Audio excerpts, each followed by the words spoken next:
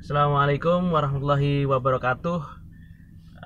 Bertemu lagi dengan channel Pustaka Dokter Ide. Hari ini saya akan mencoba mengupas ya dan memberikan tips bagaimana sih langkah-langkah yang harus dilakukan oleh pasutri ya, pasangan suami istri yang sudah 1 tahun menikah dan kemudian berhubungan secara teratur namun masih belum dikaruniai sebuah keturunan, belum bisa hamil. Oke, jadi ini merupakan keluhan yang umum ya. Jadi khususnya sekitar 15% pasangan suami istri yang sudah menikah selama 1 tahun, kemudian berhubungan secara rutin dan tanpa menggunakan alat kontrasepsi ya.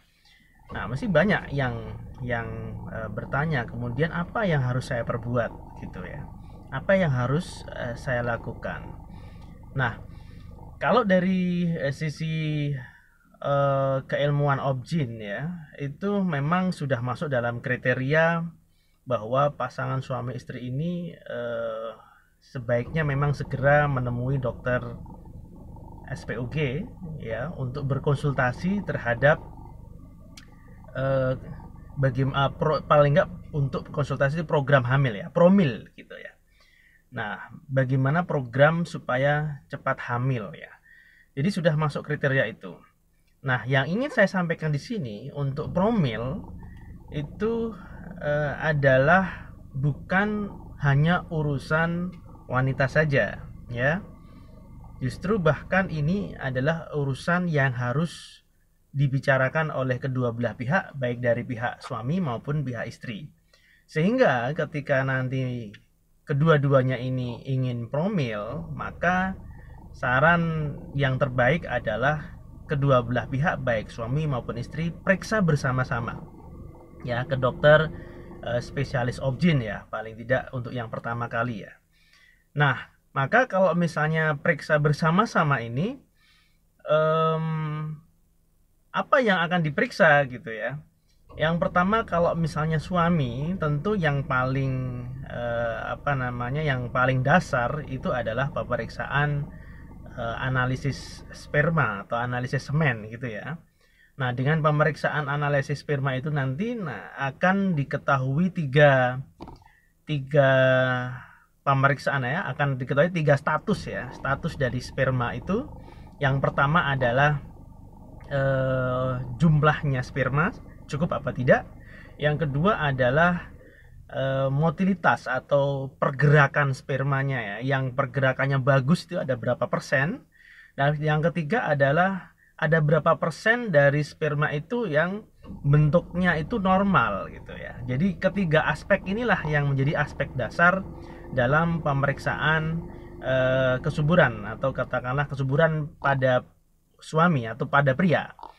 Nah, dengan mengetahui aspek dasar ini, maka ini merupakan dasar bagi dokter untuk kemudian memberikan saran-saran terapi dan manajemen berikutnya ya untuk promil. Bisa jadi dokter memberikan vitamin-vitamin, kemudian atau antioksidan begitu, atau bahkan bisa bekerja sama dengan dokter spesialis andrologi ya, yang terkait untuk kondisi kesehatan suami.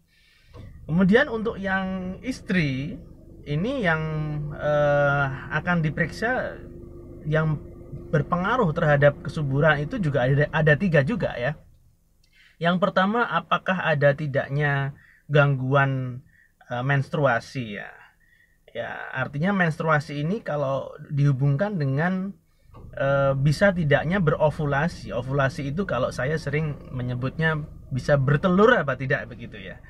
Nah, kalau misalnya menstruasinya itu teratur, setiap bulan tuh siklusnya teratur begitu ya, itu bisa dipastikan mayoritas itu pasti akan mayoritas ini akan berovulasi, itu artinya ya.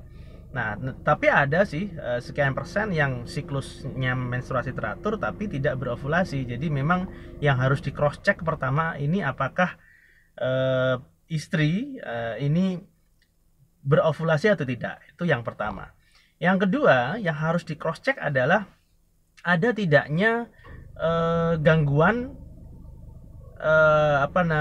penyakit yang ada di daerah area pelvis ya. Pelvis itu katakanlah saya bilang rongga rahim ya. Di rongga rahim itu ada nggak gangguan di situ? Misalnya ada perlengketan yang sering terjadi di situ, misalnya ada endometriosis begitu ya, yang menyebabkan perlengketan, nyeri pada saat menstruasi begitu ya. Ada gangguan nggak di situ? Sehingga dipastikan kalau misalnya ada gangguan perlengketan dan sebagainya itu bisa terdeteksi pada saat nanti periksa begitu ya. Dan ini biasanya akan mengganggu struktur ya, struktur anatomi dari katakanlah di situ organ-organ yang terkait dengan kewanitaan, yang terkait dengan organ panggul ya. Misalnya katakanlah di situ ada perlengketan sehingga menyebabkan saluran telur yang harusnya bentuk anatominya normal menjadi tidak normal. Nah, ini faktor kedua begitu ya. Nah, faktor yang ketiga itu adalah faktor ada tidaknya gangguan pada rahimnya ya. Rahimnya ini normal atau tidak gitu ya. Ya, istilahnya kalau rahim normal ada tidak misalnya sebuah kondisi misalnya ada miom atau tidak begitu ya, yang istilahnya juga mengganggu mengganggu proses kehamilan itu sendiri begitu. Nah, jadi tentunya itu ya, baik pihak suami maupun pihak istri ini harus seia sekata, harus sepakat bahwa dua-duanya ini harus diperiksa. Jadi tidak bisa menyalahkan, oh ini berarti faktor istrinya saja begitu, dan kemudian yang periksa adalah yang promil istri saja. Tidak bisa seperti itu. Jadi kedua belah pihak ini harus dua-duanya harus periksa begitu. Nah, jadi itu secara umum ya yang kira-kira akan dilakukan pada saat suami istri ini mau promil ya.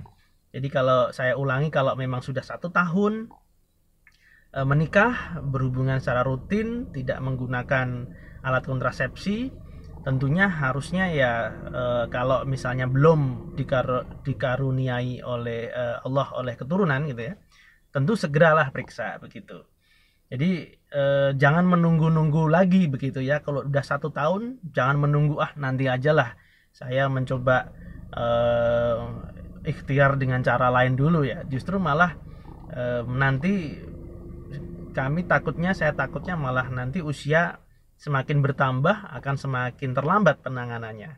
Karena biasanya kesuburan itu juga terkait dengan usia ya, terkait dengan usia. Semakin bertambahnya usia bagi pihak istri, tentu jumlah dari sel telur juga akan semakin berkurang, dan tentu kualitas dari sel telur ini juga mesti akan menurun, semakin lama semakin menurun. Begitu juga untuk pihak suami ya.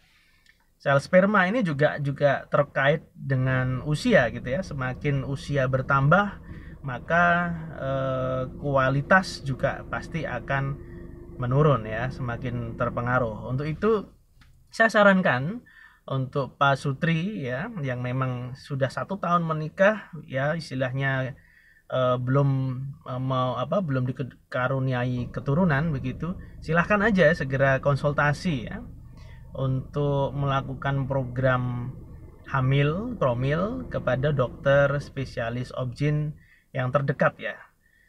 Saya kira itu informasi sederhana buat Pak Sutri begitu ya, supaya tidak bingung lagi langkah-langkah apa sih yang harus diambil ya kalau memang belum dikaruniai sebuah keturunan ya. Baik, saya kira itu semoga bermanfaat. Mohon ini nanti kalau memang informasi bermanfaat bisa diteruskan kepada teman-teman atau kerabat yang memang membutuhkan. Semoga mendapatkan pahala dari ikut menyalurkan ilmu yang bermanfaat ini. Sekian dari saya, sampai ketemu lagi. Wassalamualaikum warahmatullahi wabarakatuh.